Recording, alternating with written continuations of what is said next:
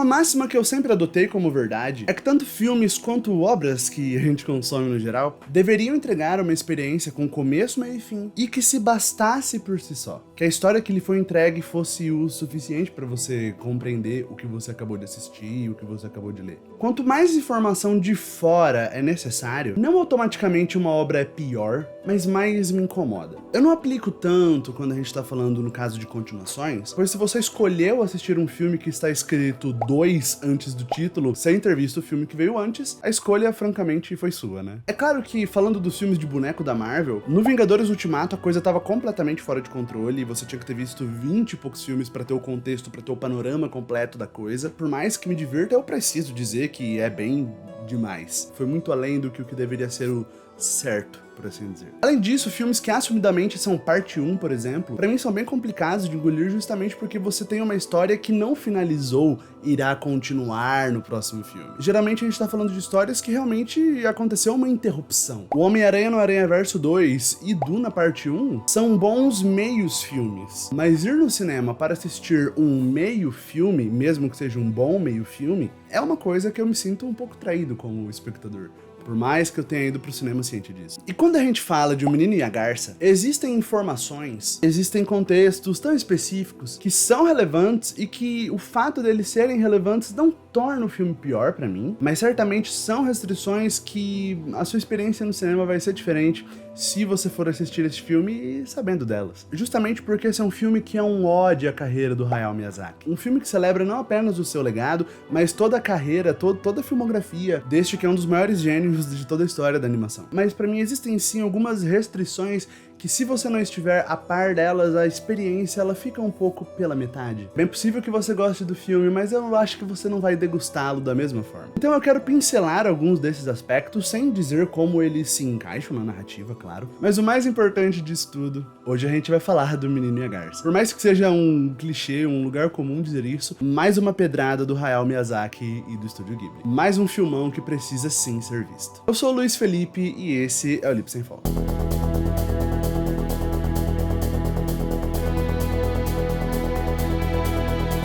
Antes da gente começar, eu antecipo que não haverá spoilers diretos da história nesse vídeo, tá bom? Apenas sinopse e momentos que de fato estão no trailer, então pode ver sem medo. Mahito é um menino de 12 anos que perdeu a sua mãe em um bombardeio em Tóquio durante a Segunda Guerra Mundial. E enquanto ele precisa lidar com o luto dela, ele também precisa lidar com o seu pai, que se casara com a irmã de sua esposa que falecera.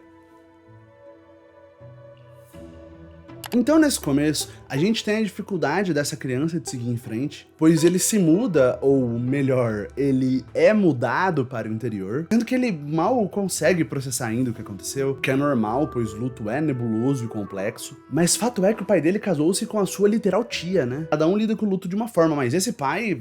E é na reminiscência, é na lembrança de obras como O Meu Amigo Totoro, o Menino e a Garça começa se apoiando, com o Mahito tentando continuar a sua vida, por mais difícil que seja, mas encontrando apoio em elementos fantásticos que a gente bate o olho e pensa, nossa, isso é muito Estúdio Ghibli. É interessante como toda a construção inicial te faz pensar que talvez esse seja um filme do Miyazaki um pouco menos fantástico. Me conta aí nos comentários se esse foi um sentimento que lhe ocorreu no começo do filme também, que o filme toma o seu tempo, de modo a criar uma atmosfera, sobretudo calma, que mesmo com algumas pinceladas, elas te passam uma sensação de ser um filme mais sóbrio, um filme mais pé no chão. O início dessa história foi ancorada numa tragédia do mundo real. Como por muito tempo a gente é apenas convidado a passar ali o dia a dia com o Mahito, parece que essa história não vai pular de cabeça no fantástico. E isso foi uma coisa que eu adorei, porque eu não poderia estar mais errado. Depois que Mahito se muda para sua nova casa, com várias vovós que cuidam de tudo, ele recebe visitas da Garça. E é uma sensação de, será que essa Garça vai ser a melhor amiga dele? Vai ser a Garça de suporte emocional? Mas tudo fica muito estranho quando a Garça abre a boca. A Garça não é fofa. E a voz dela é muito esquisita. E esse pra mim é um choque inicial, pois não apenas a Garça fala, como ela não tem uma voz agradável. Ela não tem uma voz de bicho fofo. Ela tem uma voz de alguém que tá sofrendo. Então o filme começa evocando o Totoro para depois empurrar para longe essa ideia e te fazer pensar pra onde essa história tá indo. E enquanto Chihiro tem uma evolução na fantasia, na forma que ela é introduzida, Castelo Animado também, aqui a gente tem uma mudança brusca de tom. O filme espera construir em você você a sensação de que a história está indo para um caminho, para aguçar a sua curiosidade acerca da garça, e então de uma vez apontar para outra direção. E dali pra frente, meus amigos, eu senti o Miyazaki completamente maluco. Completamente sem freios. E eu acho brilhante que em nenhum momento a motivação do personagem principal é colocada de lado em função da fantasia que está sendo contada, da fantasia que está sendo apresentada. Muito pelo contrário, a motivação do Mahito é o motor dessa história 100% do tempo. O que acontece é que esta motivação evolui conforme ele entra em contato com o desconhecido e o fantástico. E mesmo isso é interessante, porque eu nem tenho tanta certeza se eu deveria dizer que a motivação dele evolui ou se o amadurecimento do Mahito que faz com que ele tenha mais clareza. E essa clareza, é esse amadurecimento que o personagem tem ao longo do filme que faz com que ele cresça. Cresça tanto enquanto personagem quanto pessoa. Mahito é submetido a um amadurecimento forçado, a tomar decisões que seriam difíceis mesmo para adultos. E essa forma de mostrar para ele que ele importa e que ele precisa seguir em frente. É muito bonito quando a gente sente que o personagem está superando a morte da mãe. Não que ele vá esquecê-la ou algo do tipo, mas ele aprende a lidar e a crescer em volta dessa dor. Parte disso é encontrando conforto e enxergando coisas que outrora ele não era capaz de enxergar, e parte é por se sentir grande, por se sentir responsável por algo maior do que ele, de receber em sua mão mais do que uma criança deveria ter e até mesmo mais do que qualquer pessoa. É em meio a todo esse crescimento do Mahito que fica difícil não comparar o Menino e a Garça com a Viagem de Chihiro. Mas esse filme tem uma aura muito forte. Ele parece uma grande amálgama de tudo do Estúdio Ghibli, no melhor sentido possível. Como se ao invés deles terem colocado todas as obras dentro de um liquidificador batido e saído um resultado genérico, eles o fizeram e o resultado que saiu foi brilhante. Porque assim, muitos acenos para outras obras, enquanto eu assistia, eu me divertia olhando pra tela e pensando, nossa, aquilo é muito Totoro, aquilo é muito Chihiro, aquilo lembra muito Ponyo, aquilo lembra Porco Rosso.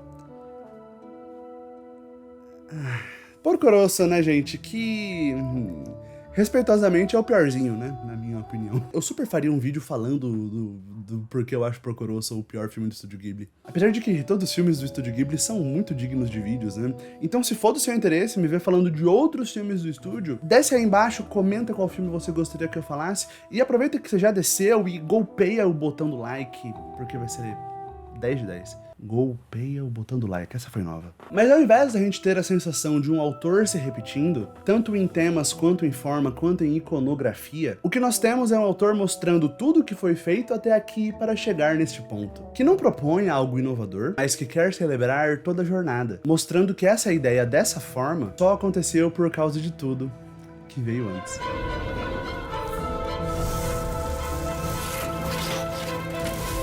E falando da parte fantástica, pra mim não é o conceito visualmente mais diferente, inovador, interessante do Estúdio Ghibli, mas mais importante do que ser qualquer uma dessas coisas, é um conceito que se encaixa muito bem na história. É um mundo fantástico que parece demais ter sido criado em volta da ideia do personagem principal. Primeiro Miyazaki pensou no Mahito e fez com que o mundo de O Menino e a Garça crescesse em volta desse personagem, ao invés de ter tido várias ideias de mecânicas, de como funciona um mundo fantástico, e colocou o Mahito ali no meio para protagonizar. Tudo gira tão bem ao redor dele e funciona tão bem por conta dele que pra mim não tem como o Mahito ter sido inserido depois. Esse mundo cheio de portas a serem abertas, que levam a novos lugares e faz com que novas possibilidades possam existir e coexistir, é perfeito para a narrativa que o Menino e a Garça quer desenvolver. Até mesmo o significado do nome do Mahito eventualmente vai ter a sua importância na história. É claro que eu não vou dizer aqui o que significa, quando você assistir o filme,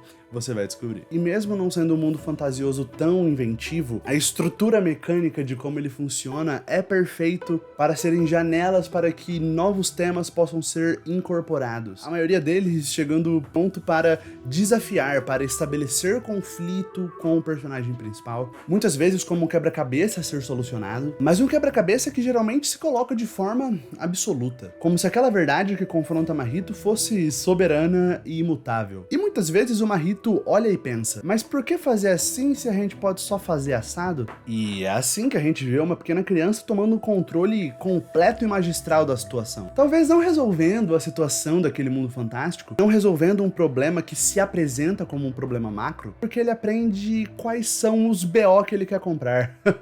Ele aprende quais são as lutas que importam pra ele naquele momento, quais são os conflitos que ele está disposto a investir, quais são os conflitos que ele não vai abrir mão de chegar na resolução, e quais são os conflitos pra ele que...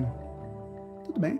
Eu acho muito interessante como tem um momento que a história coloca uma missão para o Mahito, bem no estilo NPC de videogame, sabe? Que aparece e te entrega uma missão e vai embora. Não é que o Mahito recusa, ele não exatamente recusa a missão que ele recebe, mas é que ele tá muito mais preocupado com outras coisas. E é essa confusão em meio a tantas situações diferentes, com conceitos diversos sendo apresentados, que tornam O Menino e a Garça um filme que, pra mim, você precisa de um pouco mais de atenção, principalmente de tempo pra digerir, para você se afastar dos acontecimentos práticos que o filme te mostrou e com essa distância começar a pensar nos temas. Isso é uma força do filme pra mim, mas é um filme que ao final eu me encontrei pensando, talvez eu não tenha entendido nada, talvez eu não seja tão inteligente assim. E tudo bem. Mas justamente conforme eu fui refletindo sobre o filme, pensando nos significados das coisas, para além das situações práticas e funcionais do roteiro, e principalmente levando em consideração o que eu sei sobre o próprio Hayao Miyazaki, o filme foi crescendo pra mim. Essa é uma história que ela vai florescendo e tomando cor na sua cabeça. E com certeza é um filme que merece ser reassistido para poder prestar atenção nos detalhes que estão ali desde o começo da história. Agora, eu abri esse vídeo comentando sobre filmes que você precisa de informações de fora para complementar a experiência, e realmente muito do Miyazaki se faz presente nessa obra. Eu acho importante ver o filme lembrando do autor, lembrando o quão o Miyazaki é uma pessoa realista, né? Pé no chão. Eu não tô querendo associar adjetivos negativos, mas, gente, todo mundo sabe que o Miyazaki é um cara extremamente deprê. Tem toda aquela brincadeira de que o Junji Ito faz um trabalho super bizarro e assustador, enquanto ele é uma pessoa super feliz, alegre e sorridente, enquanto a obra do Miyazaki é super fofinha, super feliz, toda coração quentinho, enquanto ele claramente é uma pessoa que passou por muito na vida. Faz um bom tempo que o Miyazaki fala sobre a sua aposentadoria. Hoje, em fevereiro de 2024, o Miyazaki está com 83 anos. Desde os 73 a gente ouve ele falando que a aposentadoria dele tá vindo aí. Ele já teve muitos últimos filmes, mas fato é que ele não tá querendo largar o osso, viu? Em entrevistas disseram que ele, depois que o Menino e a Garça estreou, ele chegou no Estúdio Ghibli cheio de novas ideias para próximos filmes, o que pra mim é bem curioso, viu? Porque o Menino e a Garça, pra mim, ele tem um tom de despedida tão forte. Pra mim, esse filme é perfeito pra encerrar a filmografia desse gênio. Mas é possível que venham mais filmes dele, e a parte dele não querer largar o osso se deve por ele não confiar no filho dele para substituí-lo. Tá certo que foi um pouco tentativa do Estúdio Ghibli de colocar o filho dele nesse pedestal, enquanto o próprio Miyazaki reprovava essa ideia. Perguntaram pra ele, mas Miyazaki, quem vai assumir o seu legado quando você se aposentar? E ele respondeu algo como, coisas acabam, galera. Tá tudo bem, coisas chegam ao fim. Eu acho que é muito importante você assistir o Menino e a Garça tendo tudo isso em mente, e isso muda muito pra melhor a forma que você vai entender as mensagens do filme, tendo o Hayao Miyazaki em mente, pois o autor propõe um confronto a si mesmo tematicamente, e é muito interessante como o filme cresce e ganha sentido quando a gente leva tudo isso em consideração. Para além de conhecer o autor, esse é um filme do Estúdio Ghibli que eu jamais recomendaria para alguém que nunca assistiu nenhum filme do estúdio. Eu acho que a forma extremamente obtusa de passar a sua mensagem pode não ser muito bem aproveitada por alguém que não está acostumado com a forma do Miyazaki de contar histórias. Talvez quem assistir o filme, quem for no cinema assistir esperando uma nova animação que tá em cartaz, existe uma chance dessa pessoa estranhar demais e não aproveitar, e não gostar do filme. Claro que eu não tenho como apitar a percepção das pessoas sobre obras de arte, mas foi o que eu senti com o filme. E é por isso que o fato de ser um filme legado, um filme que novamente é perfeito para ser o último, torna para mim tão importante o conhecimento dessas informações adicionais, de já ter assistido pelo menos um filme, pelo menos Viagem de Chihiro. Eu acho que é legal você ter visto antes de assistir esse filme. Recomendo ver todos, sem dúvida, mas se for ver só um, pelo menos ver uma Viagem de Chihiro, ver um Castelo Animado. Mas qualquer pessoa que tá um pouco acostumada a assistir filmes que são que estabelecem um confronto maior com o espectador, de serem filmes que não entregam todas as respostas de mão beijada, são filmes que eles esperam que você interprete, que você pense nas coisas que ele tá te mostrando. Quem tá habituado com filmes nessa pegada vai conseguir aproveitar o Menino e a Garça, sim. Porque mesmo nos momentos que se pensa, o que esse filme tá fazendo, pra onde essa história tá indo, ainda assim o caminho é tão bem conduzido. O Miyazaki tem um controle de narrativa fenomenal, muito preciso, e é muito bom em te fazer engajar numa coisa nova que ele tá apresentando, mesmo sem ainda te ter respondido por que tal coisa aconteceu. Muitas vezes é sobre confiar e cair de cabeça, é sobre aproveitar a jornada. Algumas coisas vão se encaixar e outras não, assim como tudo na vida. O que fica conosco é que nós podemos atribuir o significado às coisas que nos acontecem e lidar com elas da melhor forma, para nós vivermos bem e para nós conseguirmos sempre seguir em frente. See this world? There's more work to be done. Pessoal, muito obrigado por ter assistido esse vídeo até aqui. Eu não sei você, mas eu esperava esse filme há muito tempo. Quero muito conversar mais com as pessoas. Eu evitei ao máximo spoilers, passar pelos eventos em si do filme, mas aí embaixo, se você quiser falar dos spoilers, eu só peço para que você comece o seu comentário colocando spoilers entre parênteses, dá aí uns 5, 6, 7 espaços, e aí você escreve o seu comentário, para que alguém que queira comentar alguma coisa não relacionada a spoiler não acabe, né, tomando o spoiler que você quer comentar. Mas manda bala, faz desse jeito que eu falei, que eu quero super conversar com vocês. Deixa o seu like e se inscreve no canal, manda esse vídeo para um amigo que vocês não fazem a menor ideia o quão isso me ajuda a crescer. Um beijo e um queijo no seu coração. Eu sou o Luiz Felipe e esse é o Lip Sem Foco. Valeu!